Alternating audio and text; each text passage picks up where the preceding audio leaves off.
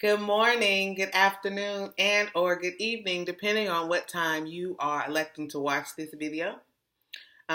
Welcome to week 7. Before we get started, I wanted to apologize for not producing a video for week 6. I encountered some difficulties with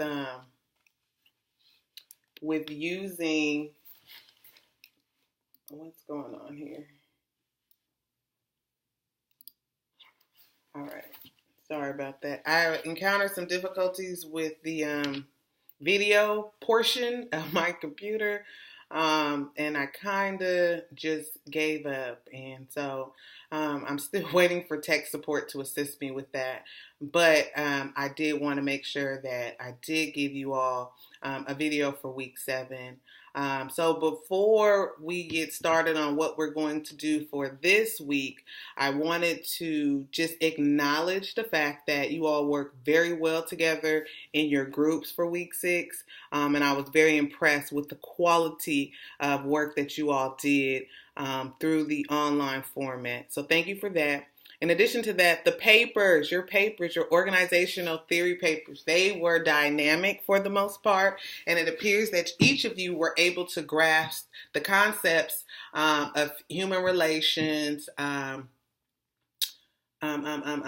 classic scientific management, political economics, as well as cultural perspectives, and identify the similarities and the differences therein.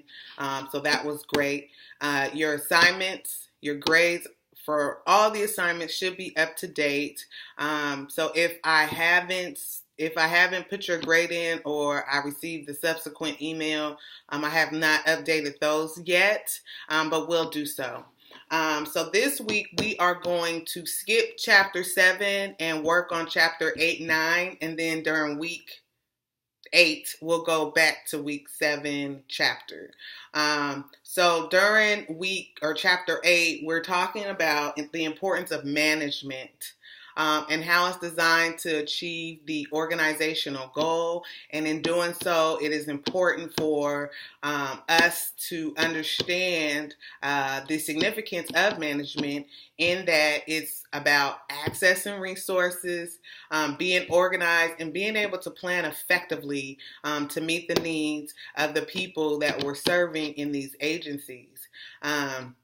This week we'll cover various bureaucratic systems and the variations in those bureaucratic systems versus the challenges that are foreseen by social workers or helping professionals in this type of system. So some examples of the differences or the variations in these services can consist of what I'm going to call red tape. When I work for Children Protective Services in California, I worked with emancipated foster youth under a program called Extended Foster Care, or AB 12. This particular program allowed foster youth or emancipated foster youth 18 to 21 to remain in the system on a voluntary basis, provided that they met one of 5 different criteria. So they had to be going to school, working, trying to remove a barrier.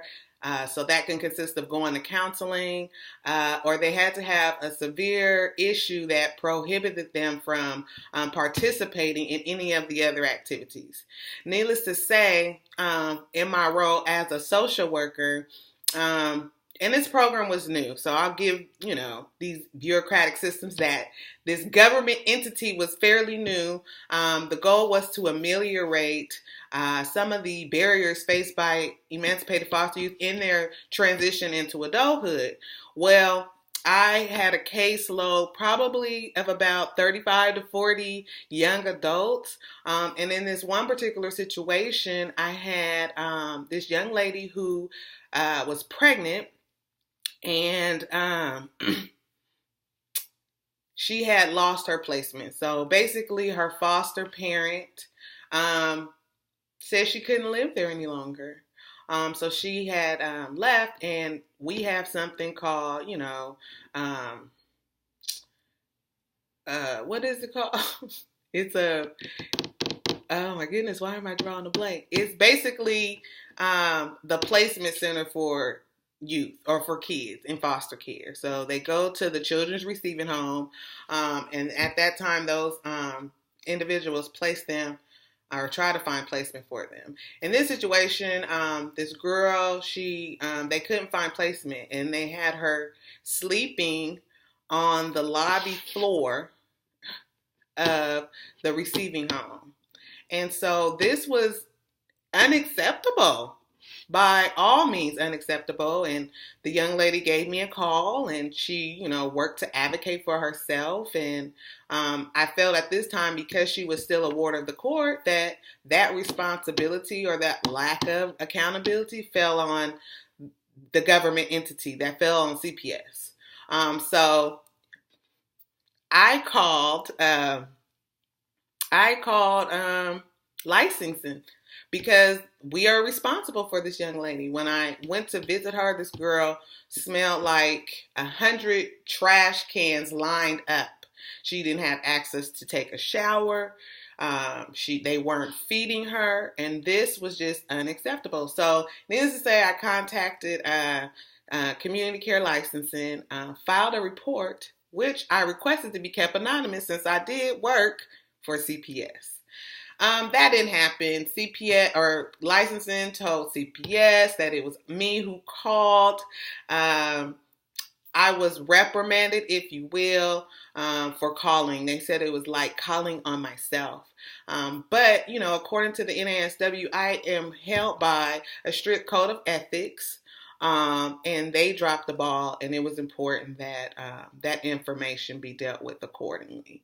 So, that's just one example of some of the things that you will encounter in this line of work, because you have to balance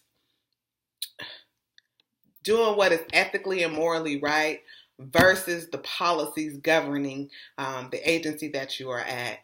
So it's really a balancing act at this point. But ultimately, I think that we're charged with doing the right thing, even if we ruffle some feathers along the way.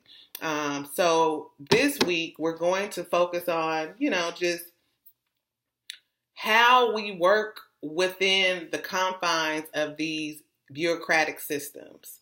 I think for the most part, social workers want to help ameliorate social injustices. We want to streamline the process for, the people that we serve, and reduce the confusion, reduce the misunderstanding, and ensure that each individual that we're working with has access and has equity in terms of the services that they are seeking to get at that time. So whether that's them applying for, food stamps or Medi-Cal services or housing or whatever the case is, we want to streamline that process to make sure that it's not so cumbersome that they end up not getting any services because they are just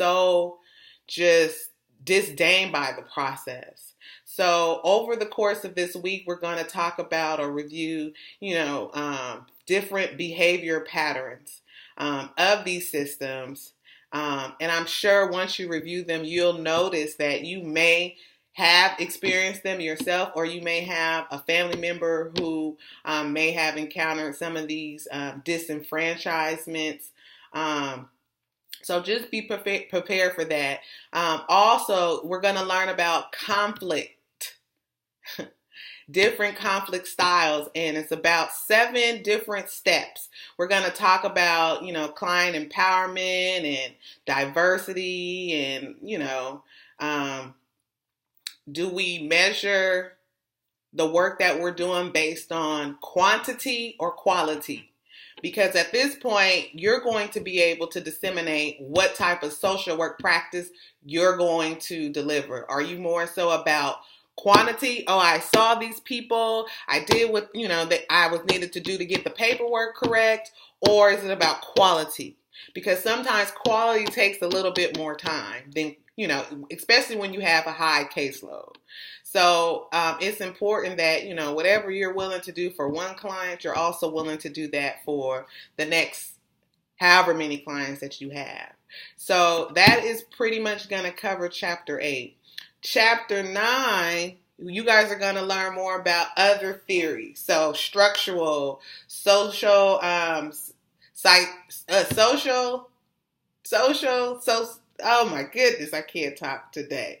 You got to learn about social systems, symbolic interactionalist theory, conflict, empowerment theories. And these theories, as it discusses in the chapter 9, there's some differences between which theory works best. Ecological theory, where you're talking about relationships, where, is it a community purpose?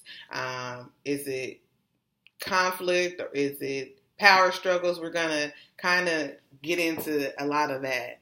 You'll be able to define communities, because there are an array of communities. You have rural versus urban, and so some of the dynamics that play out within those different settings. So you guys will have an opportunity to focus a little bit on that as well. And you'll learn just that, each community is different. Each community is unique. And in each community, you're going to manage conflict and resolutions a little bit different. So those are kind of the aspects of chapter 8 and 9 that we will discuss. But I think most importantly, just understanding the 7 steps of conflict, having an operating definition of what client empowerment is, diversity and strengths. Again, just quality versus quantity, the definition of communities, and how that is going to look different depending on the setting. The person and environmental setting is going to play a tremendous role in this process. So that is going to be it for this week. If you guys have any questions or concerns, please feel free to reach out. And again, have a great week.